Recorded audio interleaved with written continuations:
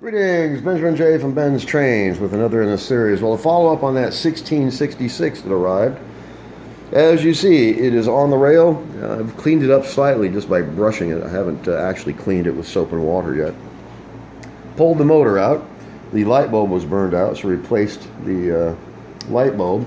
And I removed the clacker. Now that is the clacker. And it's just a bent piece of copper. And it mounts on the left mounting screw, and as the push rod comes up, the push rod hits it, pushes it forward, and actually taps a thin strip of plastic that's mounted directly across the front of the steam chest, and gives it a tick tick tick. Supposedly sounds like a steam locomotive. I don't think it ever did. The problem with it is it produces a pronounced wobble in the locomotive when that push rod hits that clacker. Anyway, I've installed the rear truck, pulled the clacker out, turned the power on. Now this has been here approximately half an hour. This is the result. E-unit is working perfectly. This old locomotive is running like new. Now that's pulling 14 Lionel cars. That's 50% power. As you see, this locomotive is running just splendidly. So that's pulling 14 full-size Lionel cars at 50% power. You know, and 20 minutes ago, this thing didn't run at all.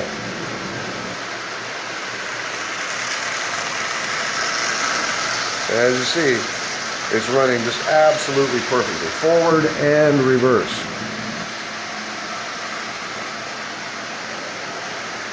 Now I've got its original tender on a Marx consist. So let's move this over.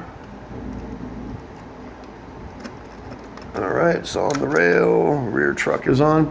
So a Marx 1666 pulling an original Marx consist. As you see.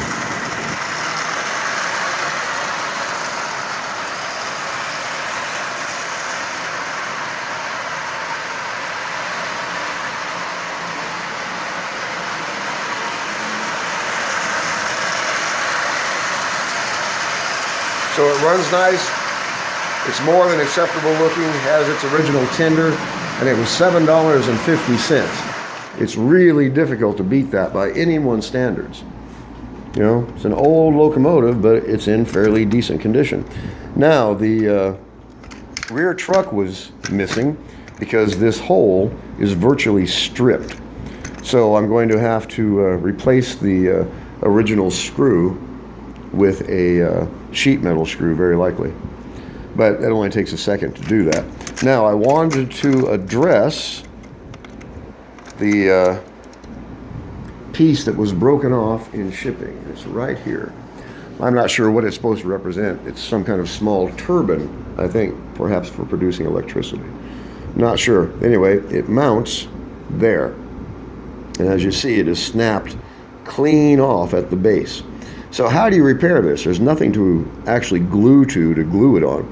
So the easy way to repair anything that's broken off like that is you heat a straight pin red hot and plunge it into this plastic. As you see, where it's been broken off, epoxy it in position, chop it off, heat a straight pin and make a same size hole, then put a drop of epoxy on it and epoxy it back into position by pushing that pin down into that hole, and that will hold it forever. It'll never come off again, and it'll be a virtually invisible repair. It's really, really simple to do small repairs of if the bell's broken off or whatever this thing is. Like I said, it's very likely a small turbine, steam turbine of some kind. I have no idea what it was or what it's supposed to represent. Anyway, it went right there. Now I looked at the box. The box was crushed on one side. So this definitely happened in shipping. So anyway, it's a fairly simple way to repair it. Like I said, just heat a straight pin red hot. Poke a hole through the plastic, poke a hole into the pieces broken off. Epoxy that straight pin into position, chop it off so there's a peg sticking out. One drop of epoxy, stick it back into position.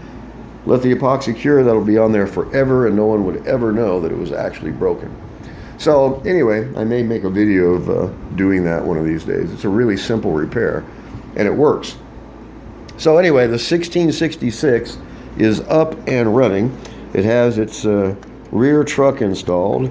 There's no issues with the motor at all. This runs actually quite well. Reverse and forward, as you see. So back on the Lionel rail.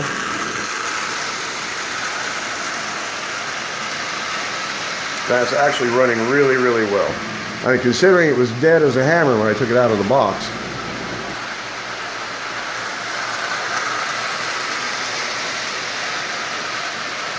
As you see, it's running absolutely perfectly.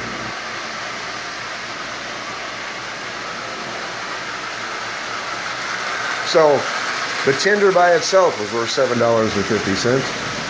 So I got the tinder, the 1666 for $7.50, and there were only 2 bids on it. So, as I always stress, don't overlook the junk. You can do this on an absolute shoestring budget. Now, basically, I'm buying these things for parts, but every one of them are up and running, and this is the cheapest junk that I can find on eBay, and it's still up and running. In this case, it's a decent looking 1666. It was missing the rear truck, but if you don't have one, run it without the rear truck. It doesn't make a bit of difference. It still gives you a running locomotive for $7.50. Anyway, just a quick follow-up on this.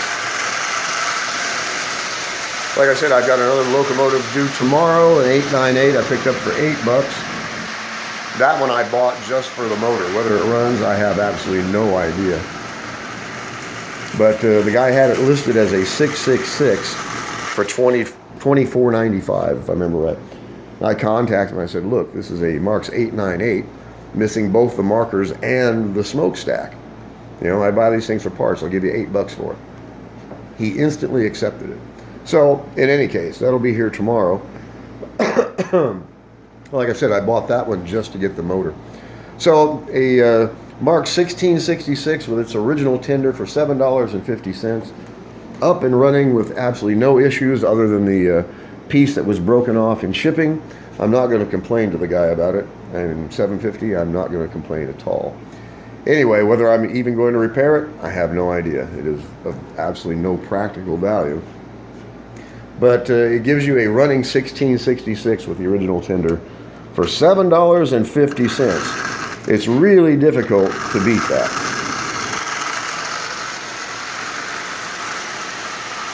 So, anyway, I gotta say it one more time. Don't overlook the junk. I'll be running this the rest of the day, but as you see, this is going to run perfectly. There's absolutely nothing wrong with that motor. And then once you take the clacker out, the wobble disappears. And that clacker is just held in by the left mounting screw. Makes a tremendous difference in how they run. It also eliminates that really annoying clacking noise. Anyway, I just wanted to do a follow-up video on this. It's far from perfect, but it's a decent running 1666 with its original tender. And you can't beat the price. I mean, you simply cannot. So, you know, like I say, go on eBay, put a lot of bids on a lot of locomotives, expect not to win any of them. And you will be surprised. You'll get notified, hey, you won. It's like, whoa. You know, many times I have to go look to see what it is. Anyway, I just wanted to do a quick video on this. As always, if you have any questions, feel free to drop me an email, BENZTRAINZ@gmail.com. And as always, thank you for watching.